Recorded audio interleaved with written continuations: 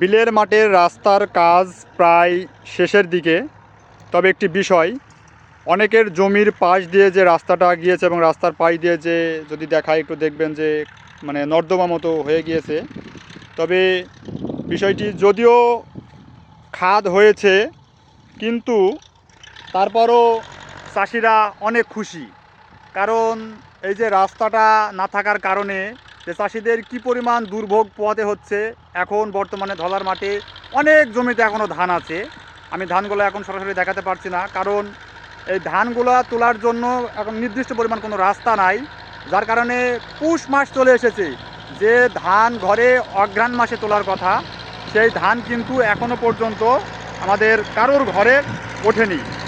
তো এই যে রাস্তার পাশ দিয়ে রাস্তা করার কারণে জমির যে কিছু জায়গা নর্দমা হয়েছে এবং জমি কিছুটা নষ্ট হয়েছে, কিন্তু তারপরও জমির মান উন্নত হয়েছে এবং জমি খুব দেখা গেছে যে ভালো হচ্ছে। কারণ যে কোনো সময় যে কোনো ফসল, সবজির ফসল চাষও করতে পারবে।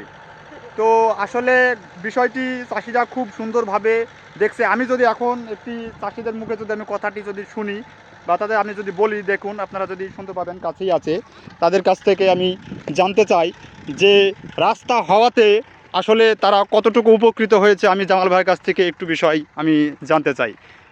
রাস্তা হওয়াতে যে সে উপকার হয়নি, উপকার মানে 100-100।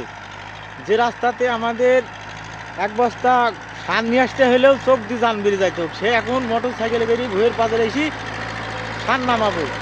তো রাস্তার পাশে যে সমস্যা নাই, রাস্তার পাশে যে নর্দমা হয়েছে, একটু জমি খাই হয়ে গেছে, এটা আপনারা কিভাবে দেখছেন? নর্দমা হওয়াতে আরও আমাদের সুসংবাদ। নর্দমা হয়েছে, নর্দমায় মাছ হবে, এই ভুঁইটাতে আমার 2 মণ ধান কম হবে। আচ্ছা, 2 মণ ধান কম হওয়াতে আমার বছরে প্রায় 10,000 টাকা বাঁচবে। খুব সুন্দর কথা। তো কৃষকের মুখ থেকে শুনলেন তো আপনারা যে তাদের জমি যদি একটু নষ্টও হয়, তারপরেও তারা খুশি, কারণ তারা জমিতে মোটর সাইকেল, গাড়ি, যে কোনো ধরনের মানে যানবাহন নিয়ে চাষবাসের কাজ খুব সুন্দরভাবে করতে পারবে। তো বিষয়টি আসলে একটি মাঠে রাস্তা না থাকলে কতটা কষ্ট এবং খারাপ লাগে, যখন না থাকে তখন সেটা বোঝা যায়। তবে রাস্তাটা হওয়াতে ধলার মানুষ অনেক খুশি হয়েছে এবং জমি নষ্ট হলেও তারা খুব খুশি। তাদের কাছ থেকে এটা আমরা জানতে পারলাম।